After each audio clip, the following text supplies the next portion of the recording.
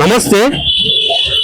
ఖమ్మంలో 12 ఏళ్ల పసిపాపపై మహమ్మద్ గౌస్ పాషా అనే ఒక ముస్లిం వ్యక్తి అత్యంత దారుణంగా అత్యాచారం చేసి బిల్డింగ్ మీకెళ్ళి దోచేసిన సంఘటన తెలంగాణ రాష్ట్ర వ్యాప్తంగా పెద్ద ఎత్తున సంచలనంగా మారింది. ఈ అంశంపై మనతో మాట్లాడడానికి బీజేపీ నాయకులు కోంపల్లి అరవింద్ గారు ఉన్నారు. మాట్లాడదాం ఒకసారి. అన్న, చూసే ఉంటారు, 12 ఏళ్ల పసిపాపను అత్యంత దారుణంగా అత్యాచారం చేసి బిల్డింగ్ మీకెళ్ళి దోచేసిండు ఒక ముస్లిం వ్యక్తి. ఏం చెప్తారు దీనికి సంబంధించి? రాష్ట్రంలో కంటిన్యూ మా ఎస్సీ బీసీ ఎస్టీ ఆడపిల్లలపై అత్యాచారాలు అగత్యాలు చేసినా కూడా మన సోయిలేని ముఖ్యమంత్రి రేవంత్ రెడ్డి గారు హోమ్ మినిస్టర్ శాఖ కూడా ఆయన దగ్గరనే పెట్టుకోండి. పోలీస్ డిపార్ట్మెంట్ స్ట్రిక్ట్ లేకుండా వాళ్ళ పైన ఎలాంటి యాక్షన్లు స్ట్రిక్ట్ యాక్షన్స్ లేనందుకు కారణంగా ఏ अपने को कौन करते रहे भाई, ये दलित बीसीएम के ऊपर अत्याचार करे तो अपने को पूछने वाला कोई भी नहीं అన్నట్టు వాళ్ళు వ్యవహరిస్తూ ఇలా మా ఆడబిడ్డలపై అత్యాచారాలు చేస్తారు. నేను అడుగుతున్న ముఖ్యమంత్రి రేవంత్ రెడ్డి గారికి, నువ్వు హోంశాఖ మంత్రి నీ దగ్గరనే పెట్టినావు, నువ్వు గడికి లాగులలో తొండలేస్తా అంటున్నావు, అన్ని నరికేస్తా అంటున్నావు, అన్ని ఈడ్చిదంతా అంటున్నావు. మరి నీకు దమ్ము ఉంటే, నీకు ధైర్యం ఉంటే తన్నురా నాయన. మొహమ్మద్ గౌజ్ గాని తన్ను, నాగర్ కర్నూల్ అప్పుడు ఆ అమ్మాయి పైన చేసిన అహ్మద్ గాని తన్ను. ఇలా ఉంది తననికి ఏడా కుట్ట చేత కాదా? అరెస్ట్ చేస్తే కాదు భాయ్ సాబ్, పోక్సో చట్టం కేసు నమోదైంది, బాలిక మైనరు. మీరు కేసుని ఫాస్ట్ ట్రాక్ కోర్ట్ కి బదిలించి ఇమీడియట్లీ ఆ నిందితుడికి శిక్ష పడేలాగా చేయాలి. నిజంగానే కాంగ్రెస్ పార్టీకి సిద్ధశుద్ధి ఉంటే ఈ ఖమ్మం కేసుని ఫాస్ట్ ట్రాక్ కోర్ట్ కి బదలాయించి ఆ నిందితుడికి ఉరి శిక్ష వేయించే విధంగా వీళ్ళు పోరాటం చేయాలి. 12 ఏళ్ల పసిపాప పైన అత్యాచారం చేసి ఏంటన్నా వాళ్ళకి మస్తీ మదం ఎక్కి వావి వరుస లేని కుక్కలాలు ఇంట్లో కాక బిడ్డలే పెద్ద బిడ్డలనే గలీజ్ నజరుతో చూస్తారు ఇక ముండా కొడుకులు. ఇక వీళ్ళు మా హిందూ ఆడపిల్లలు ఏ విధంగా చూస్తారో మీరు అర్థం చేసుకోవాలా. ఇది ఏం చేసిండంటే నేను ఇంటనే బాధ అనిపించింది. అరే అబ్బం శుభం ఏం తెలియని పాప నీ ఇంటికాడ పని చేస్తున్న పిల్ల, పనిచేసే పిల్లకి నువ్వే తిండి పెట్టి ఇంకా చదువు నేర్పించి ఒక పెద్దగా ఇంటికి పెద్దలాగా ఉండాలి. అంటే వాళ్ళు ఎంత భరోసాతో ఉంటే నీ దగ్గర పని చేస్తారు. అసలు పని చేసే పాపని నువ్వు రేప్ చేసిందే కాక పైనుంచి పడేసి మళ్ళీ ఏం తెలియనట్టు నంగనాచిగానిలేగా వచ్చి పిల్ల జారిపడ్డరి చేసిందని చెప్పి పంపించి అలా మామ వాళ్ళకి సుట్టపూలకి బ్లీడింగ్ అవుతుందని గ్రహించి హాస్పిటల్లో పోలీస్ స్టేషన్ లో కంప్లైంట్ ఇస్తే అప్పుడు ఆ పాప నిజం అనేది బయట పడుతుంది. లేకపోతే లత్తోర్నా కొడుకు యథార్థంగా తిరుగుతుంది అంటే దానికి సిగ్గు శరం లేదా? ఆయన కూతురు వయసే కదా, కూతురు వయసు ఉన్న పిల్లని ఇట్లా అగత్యం చేయడం ఎంత నిజం? నేను ఒకటే అడుగుతున్నా, రేవంత్ రెడ్డి గారు మీకు నిజంగానే చిత్తశుద్ధి ఉంటే అని ఎన్కౌంటర్ చేసి పడలేదు. రేవంత్ రెడ్డి విషయం పక్కన పెడితే అసలు మద్రాసాలలో ఏం జరుగుతుందంటే ఏం చెప్తారు అసలు ఈ అంశాలకు సంబంధించి? మద్రాల ఇప్పుడు ఉత్తరప్రదేశ్ లా ఇల్లీగల్ మద్రాసులలో ఎందుకు కూల్చున్నారు అంటే ఇందుకే కూల్చు. ఆడ అనేక మంది ఆడపిల్లలపై చిన్న పిల్లలపై ఈ మౌల్వీలు కొంతమంది అత్యాచారాలు చేస్తున్న ఉదాంతాలన్నీ మనకు మీడియా ద్వారా బయటకు వచ్చింది. ఆడ ఎందుకు గుల్చున్నారు అంటే అందుకే గుల్చున్నారు. ఇక్కడ కూడా రాష్ట్ర ప్రభుత్వం ఈ ఇల్లీగల్ మద్రాసాలపై స్పెషల్ ఎంక్వైరీ చేసి అక్కడ పిల్లలపై ఏ ఆడపిల్ల అయినా ఆడపిల్లల పైసా, ముస్లిం ఆడపిల్ల అయినా హిందూ ఆడపిల్ల అయినా ఆడపిల్లలు అది యాక్షన్ తీసుకోరు కదా, తీసుకోరు చట్టపరంగా చర్యలు తీసుకో. మేము ఏ ఆడపిల్లకైనా ముస్లిం ఆడపిల్లపై అత్యాచారం జరిగినప్పుడు మేము కొట్లాడతాం, న్యాయం జరగాల. చాలా ఇన్సిడెంట్స్ ఓల్డ్ సిటీలో ఎంతో మంది ఆడపిల్లలపై అత్యాచారాలు చేసారు మౌల్వీలు. మేము అప్పుడు వాయిస్ రేజ్ చేసినాం. మేము ఒకటే అడుగుతున్నాం ముఖ్యమంత్రి రేవంత్ రెడ్డి గారికి, మీరు ఈ మద్రాసాలపై ఒక ఎంక్వైరీ చేయాలి. ఆడ ఏమేమైతుంది, ఆ మద్రాసాల మౌల్వీ నా కొడుకులు బంగ్లాదేశ్ కూడా లేకపోతే ఇతర దేశపోడా ఇతర రాష్ట్రపోడా వాళ్ళపైన కఠినంగా చర్యలు తీసుకోవాలా. తీసుకొని ఎవరైతే ఇల్లీగల్ పనులు చేస్తుండో ఆ మద్రాసాలను సీజ్ చేయాలా, ఈ తుర్క కొడుకులను బాగా అంచుకొట్టాలని కొడుతుంది. నేను ఎందుకు అంటున్నా అంటే హైదరాబాద్ ముస్లింలే అంటే బయట రాష్ట్రం నుంచి వచ్చిన ముస్లింలు ఇష్టం ఉన్నట్టు యథేచ్ఛగా ఇవాళనే షీటింగ్ వాళ్ళు ఒక 4 అక్యూజ్లను పట్టుకున్నారు. అలా 2 వెస్ట్ బెంగాల్ ముస్లింలు, వాళ్ళ ఇంకా 2 యూపీ నుంచి వచ్చిన ముస్లిమ్స్.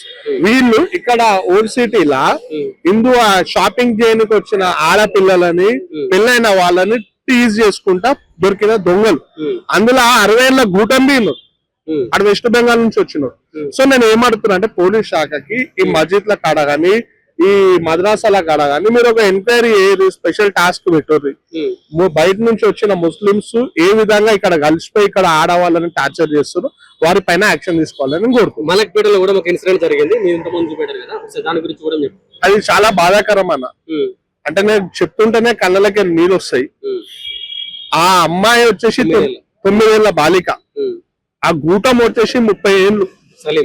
సలీం అనే గూటం ఈ మదం ఎక్కిన వ్యక్తి ఆ 9 ఏళ్ల బాలికని సిగరెట్ కొనుకరా అని చెప్పి పంపించి ఇంట్లోకి తీసుకెళ్లి బెదిరించి అత్యాచారం చేసి ఇంకొకసారి అట్లనే బెదిరించి అత్యాచారం చేసి పాప బాధ తల్లలేక వాళ్ళ అక్క చెల్లెలకి చెప్పుకొని అప్పుడు పోలీస్ స్టేషన్ లో కంప్లైంట్ ఇస్తే యాక్షన్ తీసుకుంది. నేను అడుగుతున్నా, జై భీమ్ అని నినాదం ఇచ్చే ఎంఐఎం పార్టీ వ్యక్తులు ఎందుకు ఈ ఇష్యూ పైన స్పందించలేదు? ఈ ఇష్యూ జరిగి 3 ఏళ్ళు వదిలాయి. ఒక 30 ఏళ్ల గూటం సలీం అనే ఒక ఆటో డ్రైవర్ ఆడు ఒక 9 ఏళ్ల ఆడబిడ్డపై అత్యాచారం చేసి చంపుదాన్ని బెదిరించిండు. అతన్ని ఆ ఆడబిడ్డ పక్షానే ఎందుకు ఈ జై భీమ్ అనే వాళ్ళు ఎందుకు నిలబడతలేరు? అంటే మీరు ఓట్ల కోసం మా దళితుల బస్సులకి మా దళితులు నివసించే ప్రాంతాల దగ్గరికి వచ్చి ఓట్లు అడుగుతారు. మళ్ళీ అదే దళితుల జాతికి చెందిన ఒక ఆడబిడ్డపై మీం జాతికి చెందిన వ్యక్తి అత్యాచారం చేస్తే ఎందుకు మీరు ప్రశ్నిస్తలేరు? అంటే మా ఓట్లు కావాలా, కానీ మా పైన అత్యాచారాలు జరిగితే మాత్రం మీరు బయటికి రావు. ఇప్పుడు 3 ఇన్సిడెంట్స్ అండి జరిగిన ఏకులపోల పైన. నాగర్ కర్నూలు దళిత అమ్మాయి, మళ్ళా ఖమ్మం సాకలి బిడ్డే బీసీ బిడ్డే, మళ్ళా ఈడ మలక్పేట్ల ఎస్సీ బిడ్డే. మళ్ళీ ఎస్సీ బీసీ ఆడవాళ్ళకి ఏడర రక్షణ ఉంది. ఈ ముస్లింస్ అందరు ముస్లింస్ అంటలేను, కొంతమంది మదం ఎక్కిన వ్యక్తులు మా ఎస్సీ బీసీ ఆడపిల్లలపై ఇట్లా అగత్యాలు చేస్తుంటే అత్యాచారాలు చేస్తుంటే రాష్ట్ర ప్రభుత్వం కానీ పోలీస్ శాఖ కానీ ఎందుకు సీరియస్ గా యాక్షన్ తీసుకుంటలేదు? ఇప్పుడు ప్రియాంక రెడ్డి విషయంలో మీరు ఎన్క్వైరీ చేసారు కదా, మేము సమర్థిస్తున్నాం. దాంతో పాటు ఈ వ్యక్తుల పైన కూడా మీరు ఎన్క్వైరీ చేయాలి అంతే. ఇప్పుడు నేను ఎందుకు అంటున్నా అంటే ముస్లింస్ అనగానే ప్రభుత్వాలు అనేది చేతులు దులుపుకుంటాయి. ప్రియాంక కదా గతంలోనే కాంగ్రెస్ అంటే ముస్లిం అంటే కాంగ్రెస్ అని రేవంత్ రెడ్డి గారు అన్నాడు. నిన్ననే వాళ్ళ టిపిసిసి జనరల్ సెక్రటరీ కామారెడ్డికి చెందిన ఒక హిందూ టిపిసిసి జనరల్ సెక్రటరీ వాళ్ళ వైఫ్ హిందూ ప్రియ అని పేరుంది, ఆ అక్క పోయి కంప్లైంట్ ఇచ్చింది. షబీర్ అలీ ఇంకా ఇతర ముస్లిం నాయకులు నేను హిందూ కాబట్టి నన్ను టార్చర్ చేస్తున్నారు, నాపై లేనిపోని అబద్ధాలు ఆడుతూ నా క్యారెక్టర్ అసాసినేషన్ చేస్తున్నారు అని కంప్లైంట్ ఇచ్చింది. సాక్షాత్తు టిపిసిసి జనరల్ సెక్రటరీ సతీమణినే ఈ కాంగ్రెస్ పార్టీలో ఉన్న ముస్లిం నాయకులు ఇంత టార్చర్ చేస్తారు. కేవలం ఎందుకు? ఒక హిందూ ఆడపడుచు అని బొట్టు పెట్టుకొని హిందుత్వాన్ని ఆచరిస్తున్న హిందూ ఆడపిల్లలని కాంగ్రెస్ పార్టీలో ఉన్న ముస్లిం నాయకులే టార్చర్ చేస్తారు. దీనిపైన స్పందించాల రేవంత్ రెడ్డి. అంటే దీని ఆ అమ్మాయి ఇప్పుడు ఆ అక్క అంటుంది మా ఓడు ముస్లిం అంటే కాంగ్రెస్ అంటే ముస్లిం అనడగా ఇప్పుడు సాక్షాత్ నిరూపణ అవుతుంది. అందుకే కాంగ్రెస్ పార్టీలో ఉన్న మహిళలకే హిందూ మహిళలకే రక్షణ లేకుండా పోయింది. అట్లుంది. ఇక సొంత పార్టీ కార్యకర్తలకే రక్షణ లేనప్పుడు సామాన్య ఆడపిల్లలకి ఆడపడుచులకి రేవంత్ రెడ్డి ఏం రక్షణ కల్పిస్తుంది? Revanth Reddy law and order లో ఫ్లాప్ అయ్యిండు.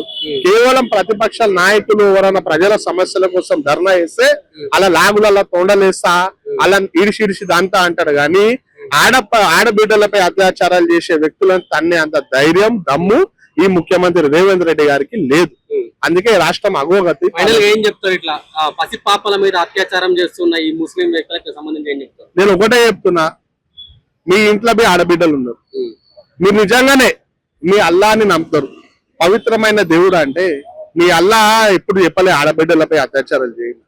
అगर మీరు చేస్తున్నారు అంటే ఆ అల్లాని నమ్మతలేరు, ఆ అల్లా భక్తుడివి కాదు, మీరు దొంగనా కొడుకులు అన్నట్టు శైతాన్ గాను మీరేరా. వావి వరుస లేని ఒక ఆడబిడ్డలపై అబ్బము శుభం తెలియని ఆడబిడ్డలపై బిడ్డలాగా చూసుకుని ఆడబిడ్డపై అత్యాచారం చేస్తున్న కుక్క ఉడుకులారా జాగ్రత్త.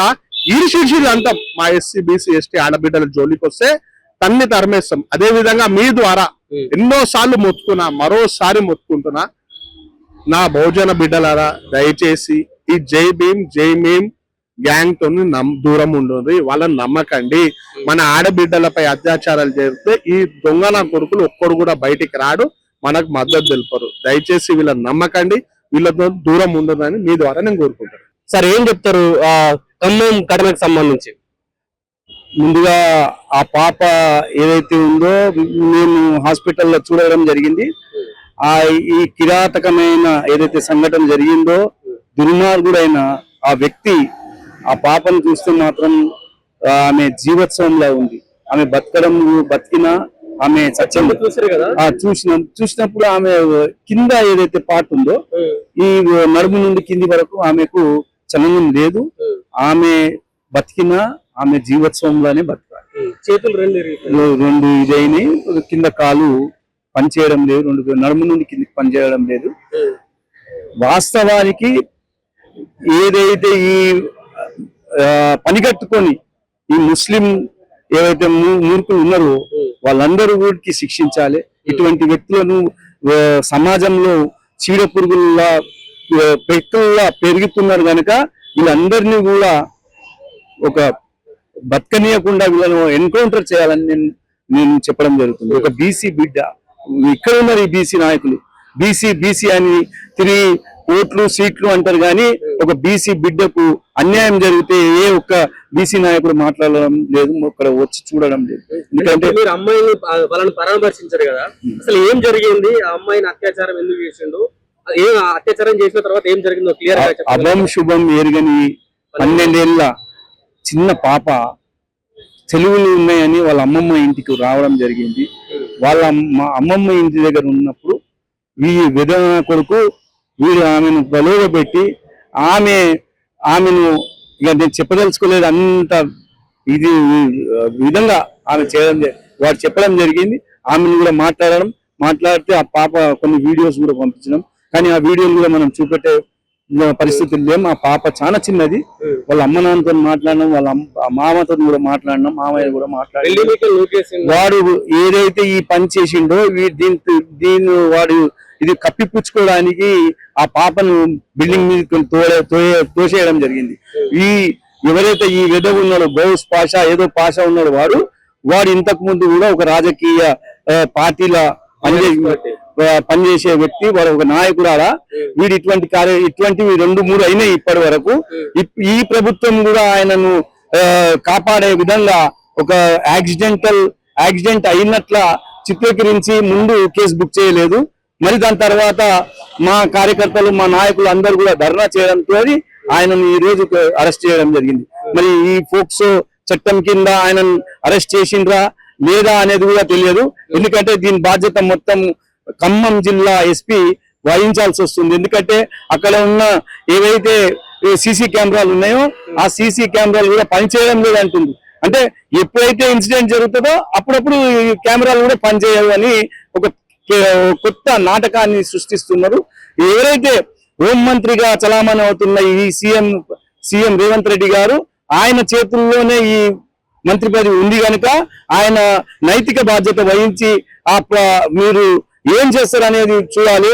మరి ఈ విషయంలో ఒకవేళ ఆ పాపకు న్యాయం జరగలేకపోతే రేవంత్ రెడ్డి గారు నైతికంగా ఆయన ఈ సీఎం పదవి నుండి ఈ రాష్ట్ర హోం మంత్రిగా ఆయన శాఖ ఆయన దగ్గర ఉంది కనుక తప్పుకోవాలని మేము ఇక్కడి నుంచి కోరుకుంటున్నాం. ఏం చెప్తారంటే ఇట్లా ఈ ముస్లిం వ్యక్తులు హిందూ అమ్మాయిలను టార్గెట్ గా వేసుకొని అత్యాచారాలు చేస్తున్నారు. అవునండి. ఇప్పుడు ఏమైతుందంటే ముస్లింలు ఏవైతే వాళ్ళు మదర్సాలలో చదువుకుని మరి ఈ మసీదులలో వాళ్ళకు ప్రొజెక్ట్ చేసుకుంటూ వాళ్ళు ఏదైతే వాళ్ళకు నమాజ్ తర్వాత ఏదైతే చెప్తారో అది కాఫీర్లు అన్నప్పుడు హిందువులు కాఫీర్లుగా చిత్రీకరించుకుంటూ హిందూ ధర్మం మీద ఒక రకమైన అటాక్ చేస్తున్నారు.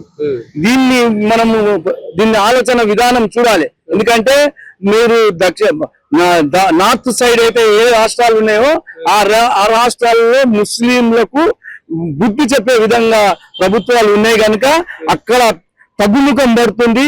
ఇక్కడ ప్రతిరోజు ఒక హిందూ అమ్మాయి బలి అవుతుంది. మరి దీనికి కారణం ఇట్లాంటి కాంగ్రెస్ ప్రభుత్వాలు ఉన్న వల్లనే అవుతుంది. ఇది మీరు చూడండి, కాంగ్రెస్ ఎక్కడెక్కడ ఉంటుందో అక్కడక్కడ ఇటువంటి ఘటనలు జరుగుతున్నాయి. భారతీయ జనతా పార్టీ ఎక్కడైతే ఉందో అక్కడ ఎన్కౌంటర్లు జరుగుతున్నాయి. ఎన్కౌంటర్ల భయానికి వాళ్ళు ఏది కూడా చేయడానికి సాహసిస్తలేరు. ఇక్కడ కూడా అటువంటి ప్రభుత్వం రావాలి, మహిళలకు పిల్లలకు రక్షణ కల్పించే విధంగా ఈ ప్రభుత్వాలు ఉంటాయి రేపు రాబోయే రోజుల్లో.